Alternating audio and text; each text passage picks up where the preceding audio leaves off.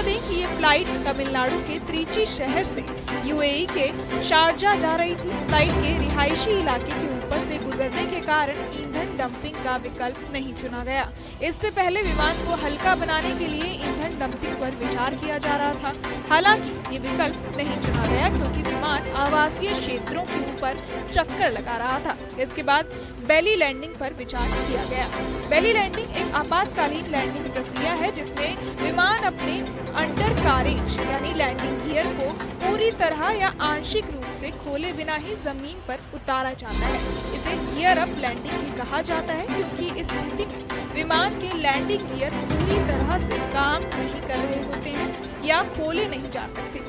बेली landing का मतलब है कि विमान अपने पेट यानी बेली के हिस्से से रनवे पर उतरता है। ये एक आपातकालीन स्थिति होती है जिसमें विमान के उतरने के लिए अन्य विकल्प नहीं होते हैं। इससे विमान और रनवे को नुकसान पहुंचता है, साथ ही झटका लगने से यात्रियों और कर्मचारियों को चोट भी पहुंच सकती है।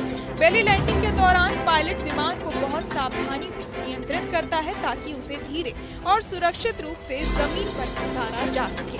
विमान के पेट यानी बेली के निचले हिस्से के साथ रनवे पर संपर्क होता है और पायलट अधिकतर रनवे की लंबाई का इस्तेमाल करते हुए विमान को धीरे धीरे रोकने की कोशिश करता है। बेली लैंडिंग में विमान के निचले हिस्से को नुकसान हो सकता है, लेकिन अगर सही ढंग से की जाए तो ये यात्रियों और क्रू के लिए सुरक्षित होती है। विमान में हाइड्रोलिक फेलियर तब होती है जब लैंडिंग गियर, ब्रेक और फ्लैप जैसे महत्वपूर्ण भागों को नियंत्रित करने के लिए दबाव युक्त द्रव का उपयोग करने वाला सिस्टम ठीक से काम करना बंद कर देता है। त्रिची के जिला कलेक्टर ने एक न्यूज चैनल को बताया कि एयरपोर्ट डायरेक्टर ने जानकारी दी है कि चिंता की कोई बात नहीं है और विमान सुरक्षित तरीके से उतर जाएगा।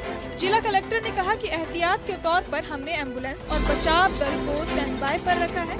आखिरकार एयर इंडिया के विमान की सेफ लैंडिंग हो गई है।